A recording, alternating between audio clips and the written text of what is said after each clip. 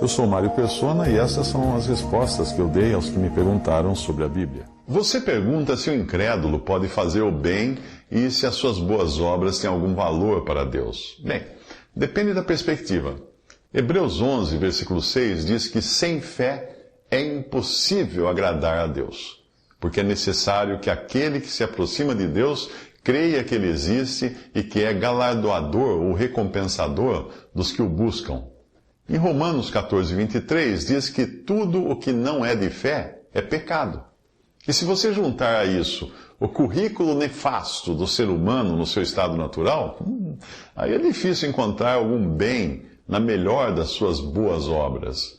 Veja a passagem, como está escrito: não há um justo, nenhum sequer. Não há ninguém que entenda, não há ninguém que busque a Deus. Todos se extraviaram, juntamente se fizeram inúteis. Não há quem faça o bem, não há nenhum só. A sua garganta é um sepulcro aberto, com as suas línguas tratam enganosamente. Peçonha de áspides está debaixo dos seus lábios, cuja boca está cheia de maldição e amargura.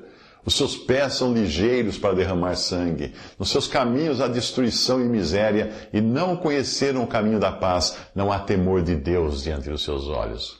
Romanos 3, de 10 a 18, e para mim está muito claro que nada do que vem do homem na sua incredulidade pode satisfazer a Deus.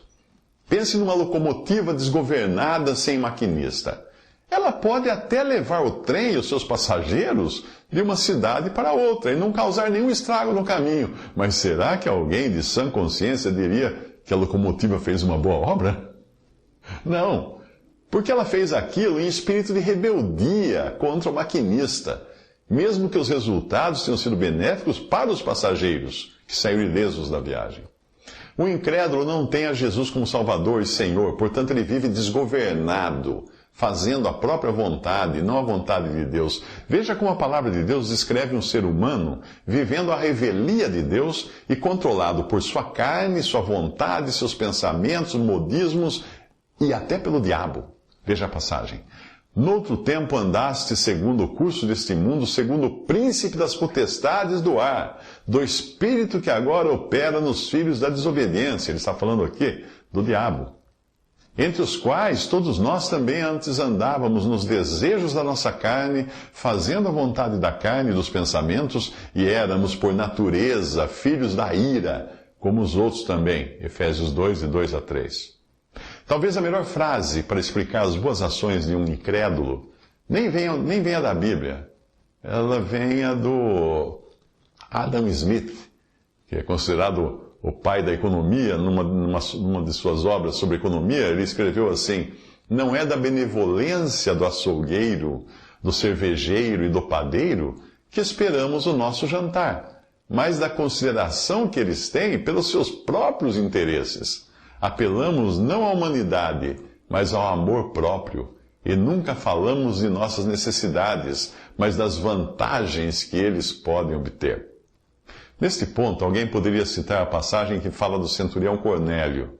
E havia em Cesareia um homem por nome Cornélio, centurião da coorte chamada italiana, piedoso e temente a Deus com toda a sua casa, o qual fazia muitas esmolas ao povo e de contínuo orava a Deus. Este, quase à hora nona do dia, viu claramente uma visão de um anjo de Deus que se dirigia para ele e dizia: Cornélio, o qual, fixando os olhos nele, muito atemorizado, disse: que é, Senhor? E disse-lhe: as tuas orações e as tuas esmolas têm subido para a memória diante de Deus. Agora, pois, envia homens a Jope e manda chamar Simão, que tem por sobrenome Pedro. Este está com um certo Simão curtidor, que tem sua casa junto do mar.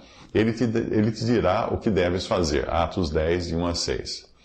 Como poderiam, então, depois de tudo que eu falei, como poderiam as orações e esmolas feitas por Cornélio subirem para a memória diante de Deus, sendo ele um homem ainda não convertido a Cristo, naquele momento, pelo menos? A resposta é simples. Se você observar que ele era temente a Deus com toda a sua casa, ou seja, Cornélio era um prosélito, um gentil convertido ao Deus verdadeiro por ter sido alcançado pelas Escrituras do Antigo Testamento. Considerando que em Romanos, na carta aos Romanos, nos é dito que não há um justo, não há quem tema a Deus, se Cornélio era temente a Deus, a única explicação para isso é que ele possuía vida vinda de Deus, o que nós chamamos de novo nascimento. Quando Deus injeta vida numa alma, pela aplicação da palavra de Deus por meio do Espírito Santo, essa pessoa que estava morta aos olhos de Deus e insensível aos seus clamores, agora vive. Agora ela tem consciência do pecado e do juízo. Ela passa a temer a Deus. O pecado passa a doer nela. A sua consciência a deixa aflita, com medo da morte, sofrimento. Cornélio ainda precisaria escutar o evangelho claro da graça de Deus e se converter, mas muito tempo antes Deus já tinha começado uma obra nele. E é por isso que as suas orações e esmolas encontravam guarida na memória de Deus. Visite respondi.com.br. Adquira os livros ou baixe e-books. Visite 3minutos.net. Baixe o aplicativo.